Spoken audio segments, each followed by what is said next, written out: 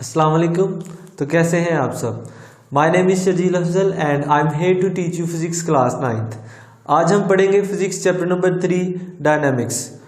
आज का जो हमारा मेन लेक्चर है बेसिकली 3.1 एंड 3.2 है, मगर उससे पहले हम कुछ चीज़ों को डिस्कस करेंगे ताकि आपको इस चैप्टर की समझ आ जाए कि इस चैप्टर के अंदर हम किस चीज़ को स्टडी करने जा रहे हैं।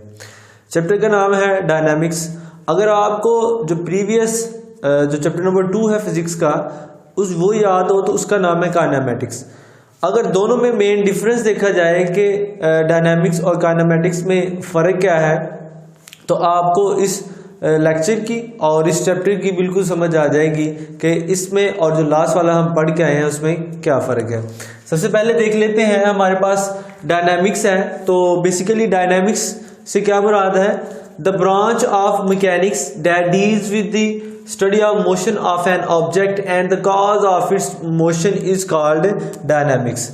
अगर ये वाला जो हिस्सा है इसको स्किप कर दिया जाए यानी इसको मिस कर दिया जाए तो हमारे पास काइनेमेटिक्स की डेफिनेशन बनती है। बाकी सेम जो चीज़ें हैं हम मोशन की ऑब्जेक्ट और जो है उस मोशन है उसको हम काइनेमेटिक्स के अंदर डिस्कस करते थे, मगर उसके साथ मोशन के साथ उसके काजेस को भी डिस्कस करना डायनामिक्स कहलाता है। आई होप कि आपको दोनों में जो डिफरेंस है उसकी समझ आ गई होगी कि जो हमारे पास काइनेमेटिक्स है उसके अंदर हम काजेस मोशन के ऑब्जेक्ट के काजेस को डिस्कस नहीं करते, मगर जब हमारे पास डायनामिक्स आता है तो उसके अंदर हम इसके मोशन के काजेस को डिस्कस करते हैं। अच्छा जी, आज का जो हमारा लेक्चर था 3.1 force, inertia and momentum, 1 by 1 तीनों को डिस्कस करेंगे। सबसे पहले बारी आ जाती है जी फोर्स की। बेसिकली फोर्स हमारे क्या है? फोर्स को हम 3 तरह डिफाइन करेंगे ताकि आपके जहन नशी रहे। सबसे पहले फोर्स क्या होता है कि किसी भी ऑब्जेक्ट को मूव करवाने के लिए इस्तेमाल किया जा सकता है। दूसरे नंबर पे क्या हो सकता है जी? किसी भी ऑब्जेक्ट को रोकने के लिए फोर्स का इस्तेमाल किया जा सकता है। और थर्ड नंबर पे आ जाए तो उसमें क्या होगा, जो हमारे पास फोर्स आ रही है यानी कोई जिस्म आ रहा है हमारी तरफ तो हम फोर्स की मदद से उसकी डायरेक्शन को क्या करते हैं?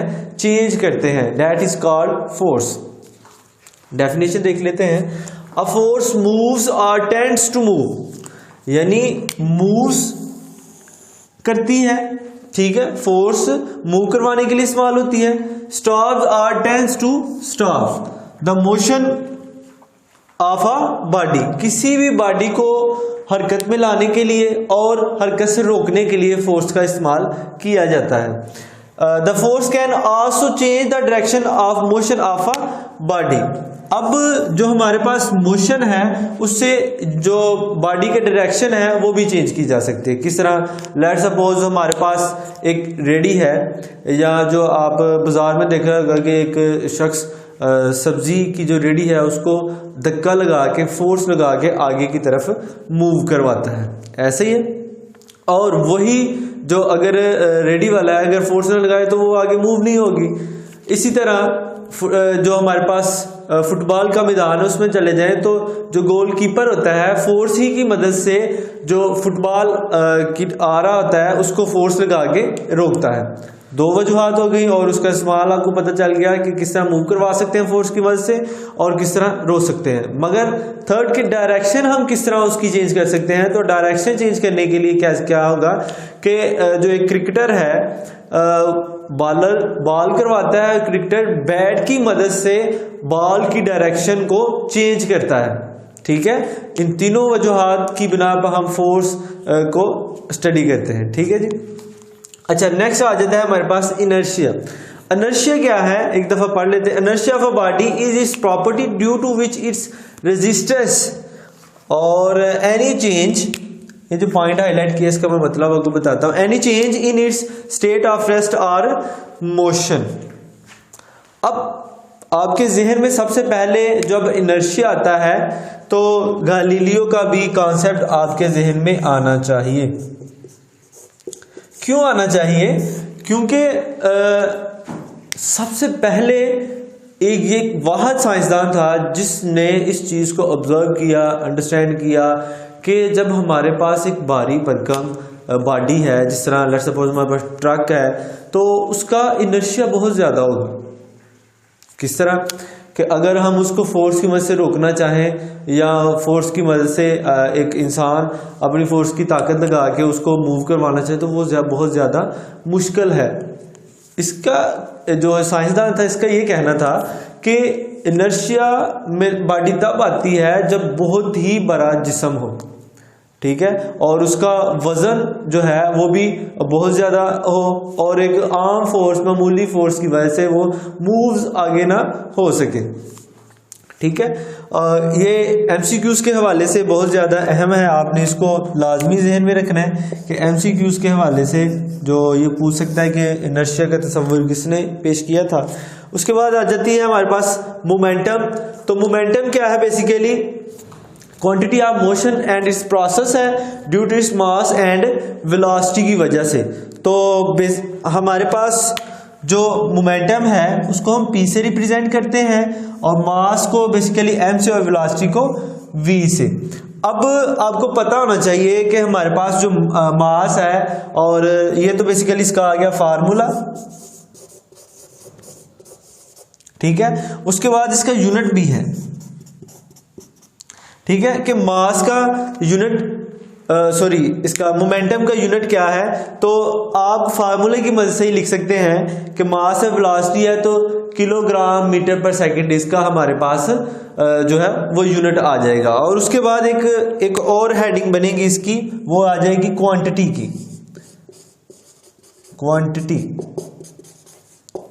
के जो हमारे पास मोमेंटम यूनिट, बेसिकली यूनिट इसका आएगा किलोग्राम मीटर पर सेकंड, और जो इसकी क्वांटिटी है तो हमारे पास वेलोसिटी है, तो ये क्या आएगा हमारे पास वेक्टर क्वांटिटी आ जाएगी, ठीक है। अब जो हमारे पास आज का लेक्चर था फर्स्ट वाला 3.1 force, inertia and momentum, I hope कि आपको इसकी समझ आ गई होगी कि फोर्स क्या है और इनर्शिया क्या है। इनर्शिया का जब भी आपके सामने जिक्र किया जाए तो आपके जहन में गलीलियो का तस्वर आ जाए, कि गलीलियो का जो नेम है वो आ जाना चाहिए कि इस शख्स ने, इस साइंसदान ने इसको इंट्रोड्यूस करवाया, इसका तस्वर पेश किया। और जो हमारे पास मोमेंटम है, तो मोमेंटम की अगर डेफिनेशन पूछता है तो आप ये चारों हेडिंग, पहली हेडिंग इसकी डेफिनेशन की बनेगी, फिर फार्मूला आ जाएगा, फिर यूनिट आ जाएगा और फिर हमारे पास इसकी क्वांटिटी आ जाएगी।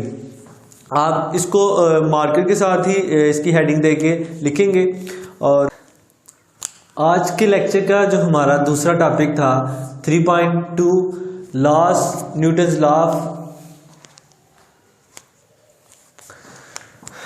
आज के लेक्चर का जो हमारा दूसरा टॉपिक था 3.2 न्यूटन्स लॉ ऑफ मोशन, इसको देख लेते हैं। आज हम पढ़ेंगे Newton's first law of motion के जो न्यूटन मोशन का पहला कानून है वो क्या है।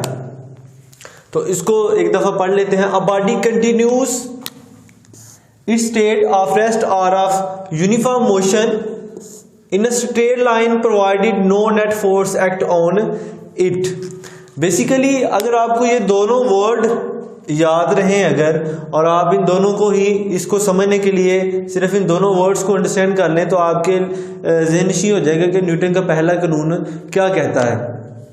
तो जो हमारे पास न्यूटन का पहला कानून है उसके अंदर एक बॉडी है, अगर वो मूव कर रही है तो वो मूव ही करती रहेगी अनटिल अनलेस, तब तक जब तक कोई फोर्स उसके ऊपर अमल नहीं कर लेती, ठीक है।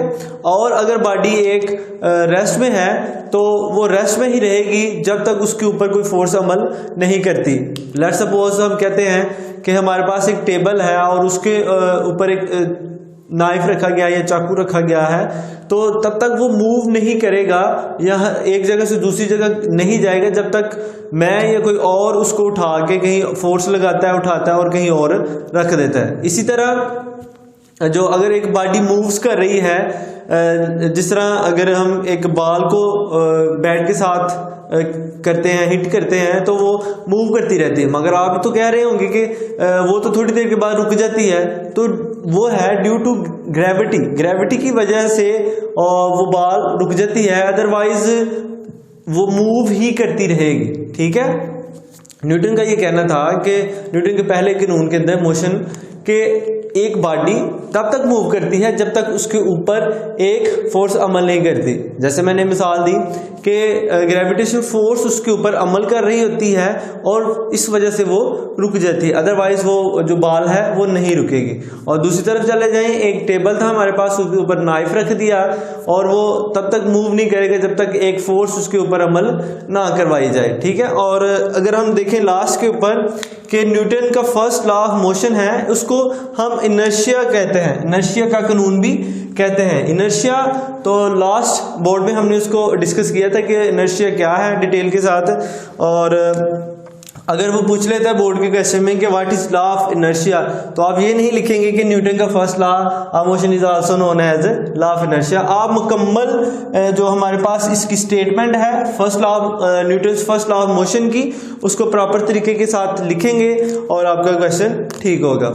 आई होप कि आज का जो मॉड्यूल था हमारा 3.1 एंड 3.2 इसकी आपको बिल्कुल समझ आ गई होगी। अगर फिर भी किसी बच्चे का कोई क्वेश्चन हो तो लाजमी मुझसे कमेंट बॉक्स में पूछ सकता है। और बहुत सारा अपना ख्याल रखिएगा। मिलते हैं नेक्स्ट लेक्चर के साथ, तब तक के लिए अल्लाह हाफिज़।